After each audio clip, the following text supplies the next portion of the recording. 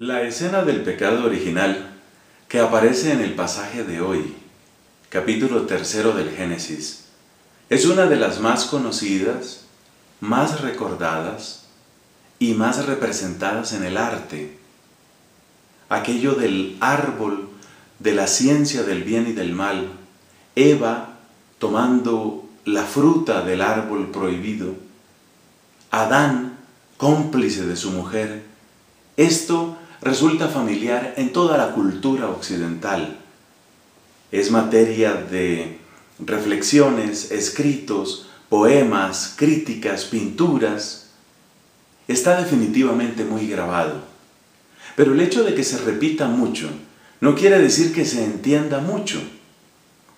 Por ejemplo, muchas personas creen que en este capítulo 3 del Génesis lo que tenemos es un Dios iracundo, un Dios que se puso bravo porque no le hicieron caso y que entonces toma represalias.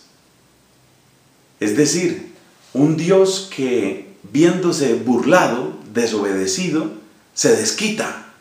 Es un Dios que además se desquita no solamente en Adán y Eva, sino en toda su descendencia.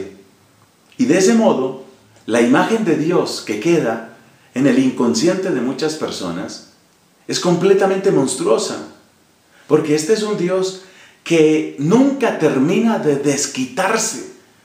Por lo visto es tan tremenda, tan inagotable su rabia, que tiene que desquitarse en cada niño que nace. Por supuesto, este no es el mensaje del capítulo 3 del Génesis, y por eso digo que es un pasaje que lo hemos repetido mucho, pero lo hemos entendido poco. En realidad, la expulsión del paraíso es el comienzo de la salvación. Es muy interesante ver cómo Dios entra en diálogo con Eva, entra en diálogo con Adán, pero no entra en diálogo con la serpiente. Esos dos ya se conocían. La serpiente, a quien el Apocalipsis reconoce como el demonio, el diablo o Satanás, ya por supuesto conoce cuál es el poder majestuoso del Creador. Y Dios también sabe cuál es el destino que ha escogido ese demonio, ese diablo, que aparece representado en el texto con la imagen, con la figura de la serpiente. Ahí no hay diálogo. El diálogo, en cambio, que tiene Dios, tanto con Adán como con Eva, es un diálogo que quiere despertar la conciencia, y este es el comienzo de la salvación.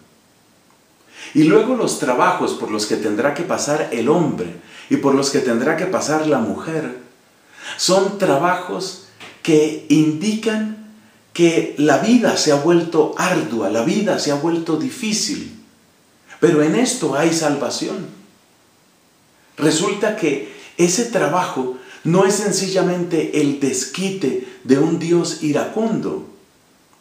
A través de ese trabajo y a través de lo arduo de la vida, el hombre y la mujer, por supuesto, descubrirán sus propios límites. Y quien descubre sus límites se abre al fin al Dios ilimitado. Porque uno permanece en el pecado cuando todo parece irle bien. Eso lo vemos en personas como los narcotraficantes o los jefes de bandas criminales.